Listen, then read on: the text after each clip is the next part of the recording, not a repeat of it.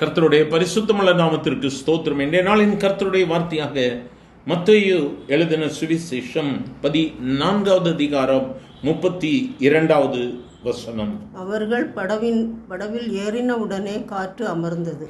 எனக்கு அருமையானவர்களே, அவர்கள் படவில் ஏறின உடனே அந்த காற்று அமர்ந்து போயிற்று. இன்று இயேசுவாகிய படகு உன்னுடைய அருகில்.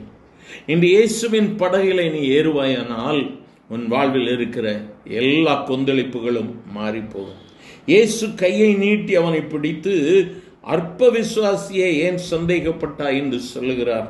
அவர்கள் படகிலே ஏறுகிறார்கள், காற்று அமர்ந்தது. எனக்கு அருமையான தேவ பிள்ளையே, நீங்கள் பின்பதாக உள்ள வசனங்களை வாசித்து பாருங்கள். அவருடைய வஸ்திரத்தின் ஓரத்தை ஆகிலும் அவர்கள் தொடும்படியாக வேண்டிக் கொண்டார்கள். தொட்டை யாவரும் சுஸ்தமானார்கள். எவ்வளோ பெரிய வல்லமையான ஒரு ஊழியம். எல்லாத்தையும் உதறி தள்ளிவிட்டு, இயேசுவே நீங்க மட்டும் போதும் என்று சொல்லி அவருடைய உன் வாழ்க்கையின் படகில் இயேசு அமர்ந்திருக்க இடம் கொடு. அவரோடு கூட படகில் ஏறி அமர்ந்து கொள். ஆண்டவரே, நீங்க இல்லைன்னு சொன்னா என் வாழ்வின் பயணத்தில் நான் தனித்து செல்ல முடியாது. நான் இனி நீங்க இல்லாதபடிக்கு நான் பயணம் செய்ய விருப்பப்படல ஆண்டவரே. என் வாழ்வின் பயணத்தில் நீங்க என் கூட இருங்க ஆண்டவரே. வேதம் சொல்லுகிறது, அவர்கள் படவில் ஏறின உடனே காற்று அமர்ந்தது.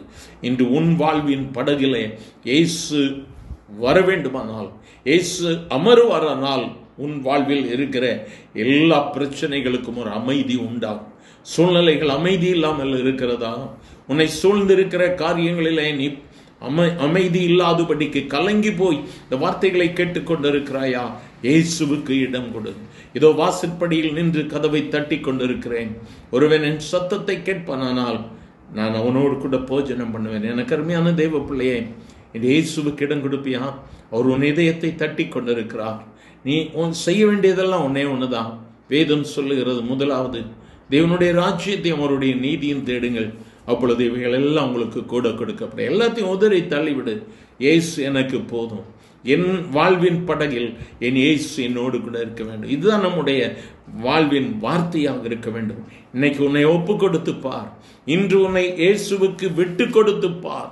உன் வாழ்வில் அற்புதம், உன் குடும்பத்தில் அற்புதம், உன் தொழிலில் அற்புதம், உன்னை சார்ந்திருக்கிறவர்கள் மத்தியில் அற்புதம். எஸ், இந்த கர்த்தர் ஒரு புதிய அத்தியாயத்தை உனக்கு துவங்குகிறார். ஆண்டவர்கிட்ட ஒரே ஒரு வார்த்தை, என்னுடைய வாழ்க்கையின் படகுல நீங்க அமருங்க ஆண்டவரே. இனி நீங்க என்னுடைய வாழ்க்கையை ஓட்டுங்க. சொல்லலாமா? எங்கள் அன்பின் ஆண்டவரே, ஆசீர்வதிக்கப்பட்ட இந்த நல்ல காலை வேளைக்காக நன்றி அப்பா. உண்மையாய் தங்களை அர்ப்பணிக்கிற ஒவ்வொருவர் வாழ்க்கையும் கர்த்தர் பொறுப்படுத்திக் கொள்ளும். அவர்களுடைய வியாபாரங்கள், அவர்களுடைய தொழில் ஸ்தாபனங்கள், தனிப்பட்ட வாழ்க்கை, குடும்ப வாழ்க்கை, படிப்பு எல்லாவற்றிலும் கர்த்தருடைய மகிமை விளங்க போறதா இவருக்காய் ஸ்தோத்திரம். அவர்கள் தங்களுடைய வாழ்க்கையின் படகை உங்க கருத்தில் ஒப்பு கொடுத்துட்டாங்க. நீங்க தான் கொண்டு போன ஆண்டவரே. புயலின் மத்தியில வழி நடத்துகிற கர்த்தர் அமைதியான சூழ்நிலையிலே நீங்க கொண்டு போய் உங்களுடைய பிள்ளைகளை மேன்மைப்படுத்தும். ஆசீர்வதியும். இயேசுவின் நாமத்தில் பிதாவே, ஆமென்.